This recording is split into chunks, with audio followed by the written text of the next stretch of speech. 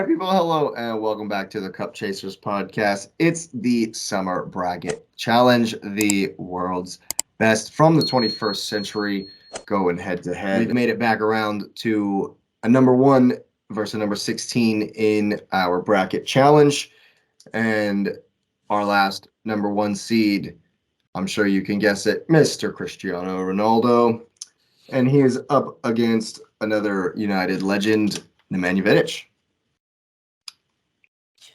I'd love to see him crash and burn like this. Although Ronaldo kind of is a United legend.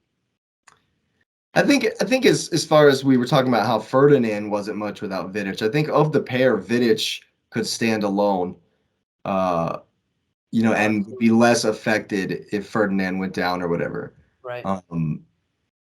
Different era, bro. I miss that era of the game. Oh yeah, I was just thinking the same thing of how like Vidic would, like, if you fell down and were faking or whatever, he would pick you up even if you weren't faking. Throw you off the sideline, like get off the field. Carry you off.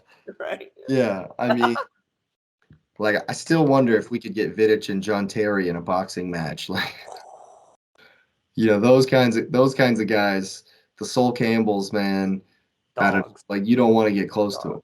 It's bad. It's bad. Carvalho, dogs. Yeah.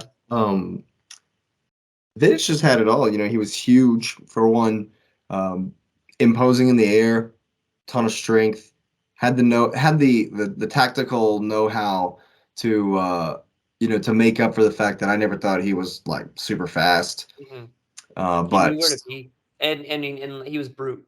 He knew where to be, and he was a brute about it. If you came close to me, I'm gonna dog you off this ball, or I don't care. I'll take the foul and move on to the next one. Yeah, I mean, and that's part of why their partnership was so strong for so long. But I mean, how do you?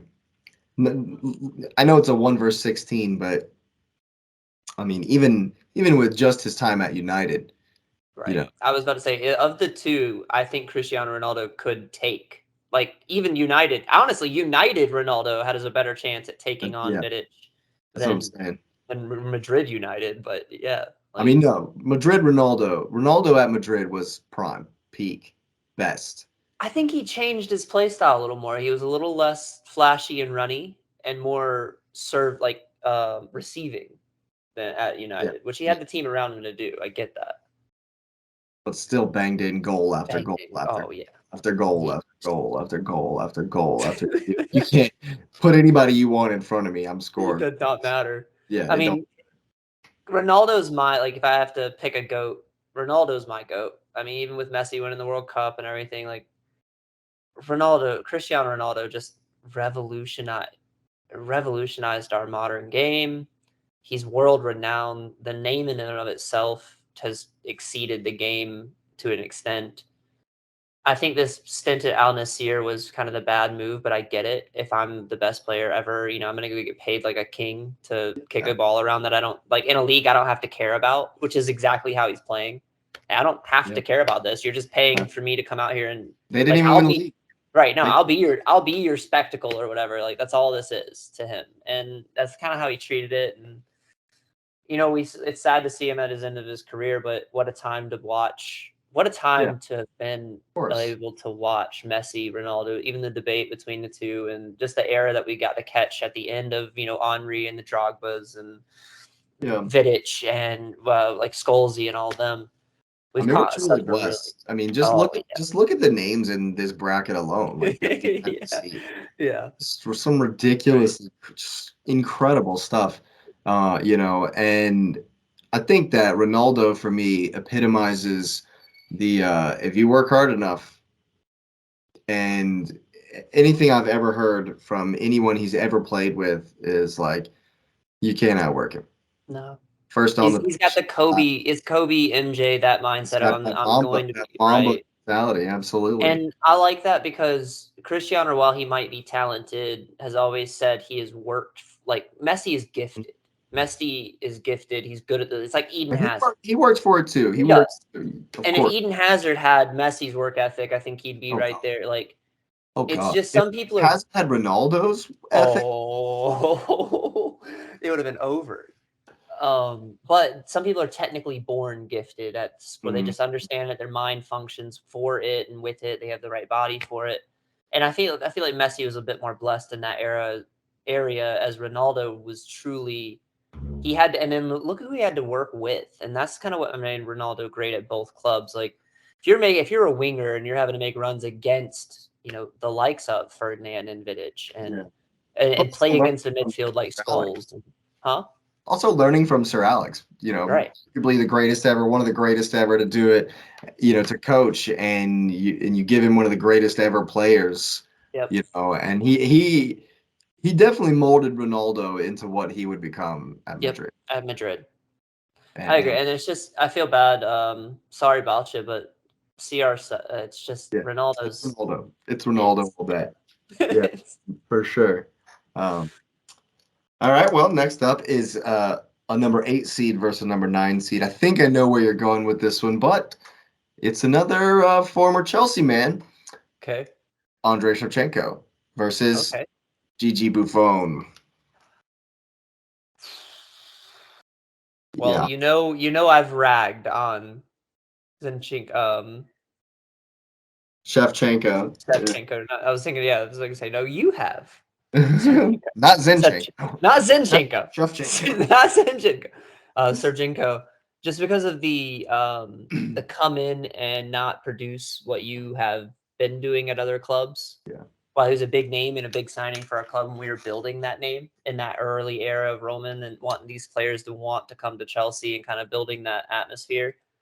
While he was instrumental in that, He was decent for I just, yeah, sometimes.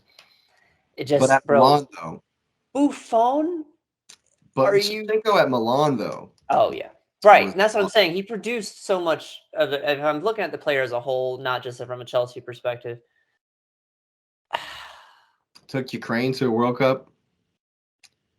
I mean, he produced a lot of great. Uh, Yeah. I it's mean, kind of hard, but Buffon again. I don't think. Buffon might be the greatest ever, though. Yeah, He might be the GOAT goalkeeper. It's see, that's the thing. Like you can in the Champions League final, I feel like Shevchenko, you can count on a goal. You can right. count on him, pop him up in a big moment. But I mean, I Buffon would bet the is, farm on Buffon saving it before I would bet on him scoring and it. it's I mean, if you go to penalties, Oh, Buffon all you day got Buffon for 5 of them and Shevchenko for 1 of them. for one, right? I'm just it's I tough. mean, It's like you tough. said, he might be goated in the goalie position. Like Yeah. Casillas for me is up there in that conversation, but then you look at Van der Sar, then you look at for me it's a mix between it's not in this order, but it's Kahn, Van der Sar, Casillas, Buffon, and Neuer. Yeah. Neuer probably being on the back half of that list, more not towards the not more so Neuer's towards. just got he's got some wildness in him sometimes that makes me He's a nervous. wild card. Makes Yeah. me nervous. But Yeah. Well, I mean, when you oh, take a midfielder, like that's what he didn't grow up playing goalie. He grew up playing in the field. Like when you stick him back there and he's that good, and that's why he's that good. yeah, But to get back on this, Buffon to me again kind of changed the position and how people look at goalies weren't just interchangeable, throwaway cards, random man on the field. He made the position kind of more important, and it's become more important increasing in this modern day age that we're going into. Partly because the strikers so are becoming a lot, huh? he was so big. So That big, yeah, exactly. wingspan was He's just just Anthony Davis wingspan, man. Just like touch absolutely. he could just stand there You and could touch stand both there, posts. yeah. Yeah, and then, like you said, longevity. Isn't he still I playing was about some? to say, I think the man's still He's playing. He's still like doing it. 53 and still doing it. So yeah, Yeah, he's gonna be 90. He's out there with some crutches on the yeah. wall. Sorry, but I think that's a kind of an insult to put Buffon that Great. low. I agree 100% with that. For Yeah. him to be that low in the, I get it, but when I hear I mean, it's Buffon, tough. like I'm, Ranking these people are tough. We'll cut yeah, 442 some slack. true. It It's is. It's hard it can be because I tough. mean, how do you rank Cristiano against Buffon? It's completely, It's so tough. It's who you would take, right? Well, if the socials follow what we're saying here, that'll be the next. We'll get to discuss that very thing. But before that happens, we will move on to the next one, and this is why I apologized to you earlier before we got on air, before we got started, about old John Terry coming in at number 12, R9. No. 5. Yep. Yep. These colors don't run. I'll John Terry all day. No way. John Terry all day. He's not even dying for Chelsea. No, he's probably Did the you say- greatest English center back ever. John Terry all day. Well, I mean, there's no argument you can make. He shouldn't be in this. R9 shouldn't be in this era. He played. He played forever. I know he played forever. He was in the 98 World Cup final. Right. He won the 02 final. He was the Hamburglar at the 06 tournament. He was in 2010. Dude. Yo, all right, Milan R9 was the Hamburglar. He was the original Hamburglar for sure. That's where my man Eden got it from. But he played for Inter. He played for Madrid, Barca. Like he played everywhere. Lit it up. Oh, he's a monster. Champion. You know the story of the 98 final, right? He was like so injured. He was super sick, like in the warm up, he was either like really injured or really sick during the warm up, and refused to not play. Yeah, like refused, but was like a shadow of himself. I mean, of course, Zizou stole the show that day, but there's just no way. Tell me, R9 is undoubtedly no. I'm going to say John Terry. Of course. I'm going to, but R9 R9 has been. It's in the GOAT. He's some of the other people. He's in the GOAT conversation. Messi, Ronaldo have to compete with for that GOAT conversation. And I mean, if you're making a world's 11, he might be your front man. He might be the number 9. He is number 9. He's my 9. It's R9. Yeah. And I'm having R7, and Messi played the 11. Ronaldo. Messi, Ronaldo. And you know what? Just at Cam, just because I want to, I'd put Mbappe, just so he can. Maradona.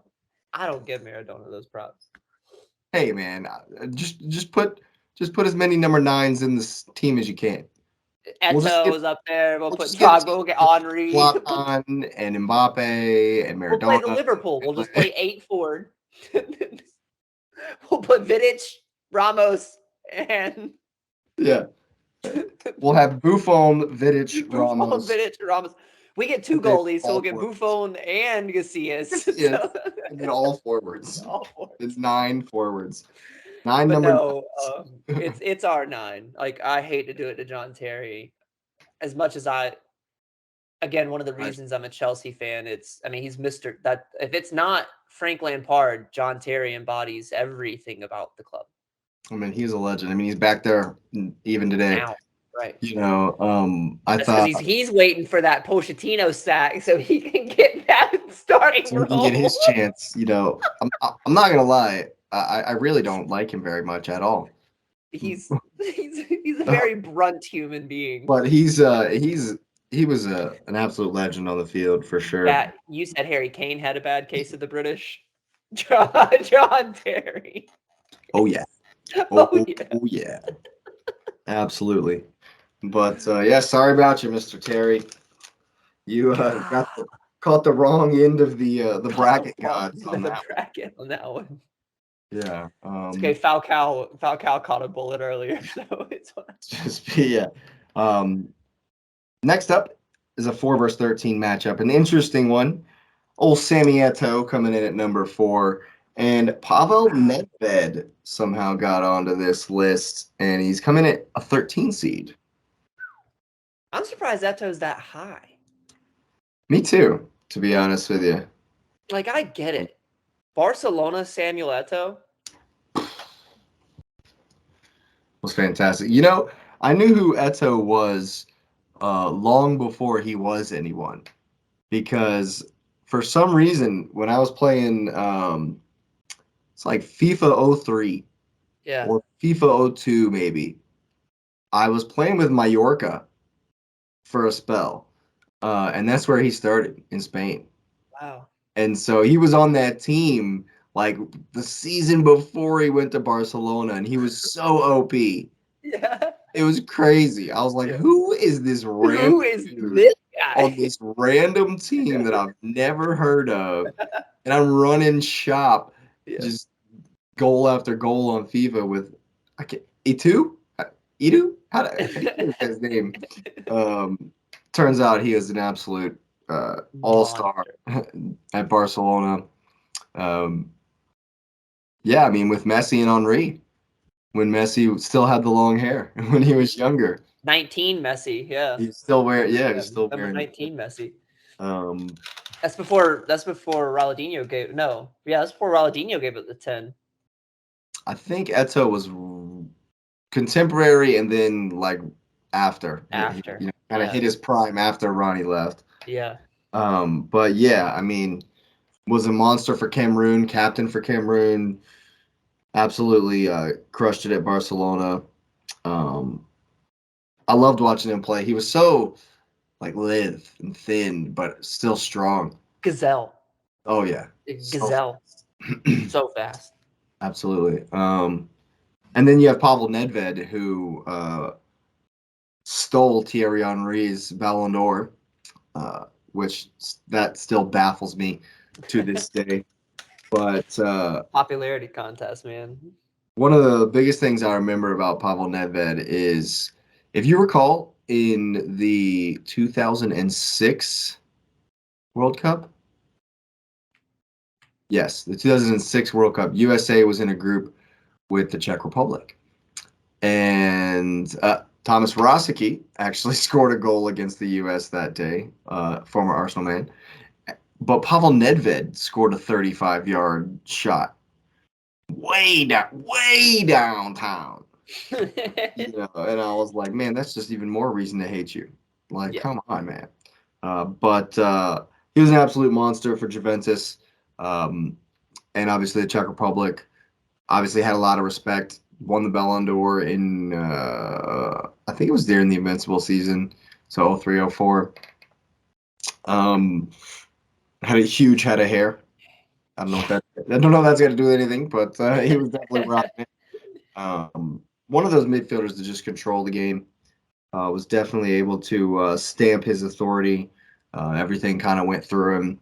Any of the goals, obviously, kind of an old school kind of midfielder. So I was about to say that era of Italian midfielder, like Yeah, even kind like of in that that's same vein. Absolutely.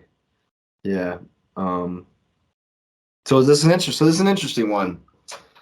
I just those pacey wingers, man. I'm all about it. I Sammy Eto'o all day. I got a little Chelsea bias for me as well because he did the iconic celebration in the fifth stand where he walks over to the flag and he's acting like a grandpa and he's walking with it because they told him he was too old to play, and he comes in Chelsea like first or second game and then just bangs one in, and he's like, "Oh yeah, y'all told me I was too old." I love a Cameroon goal celebration, man. Yeah. I'm telling you what, Roger Milla dancing at the corner flag. Those man, they must have like practiced their goal celebrations. Oh, they have to, or they just literally just comes to them. It just comes to them, and this is brilliant. They just do it. Oh, yeah, I'm an old man. Okay, yeah. There's your hat trick. Absolutely. Oh, I mean, it was one of those moments that I'll never forget watching, and again, just his time at Barcelona. Like, I remember, speaking of not besides the game, but speaking of playing the like 08, 09, 2010 FIFAs, if you got Sammy Eto'o, it was a cheat code, man. Like, Oh, yeah. like it's a cheat Yeah. code. But he It's was like that in real life. He's going to outpace you. He had control of the ball. He knew where to be. And It's that was like the playing biggest thing. the FIFA World Cup 06 with Brazil. Yeah. No, But it's, Adriano was like a 147 point, rating. yeah.